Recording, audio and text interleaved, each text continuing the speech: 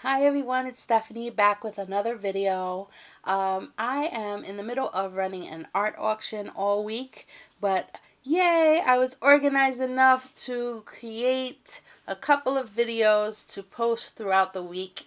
I'm so proud of myself because I never do that.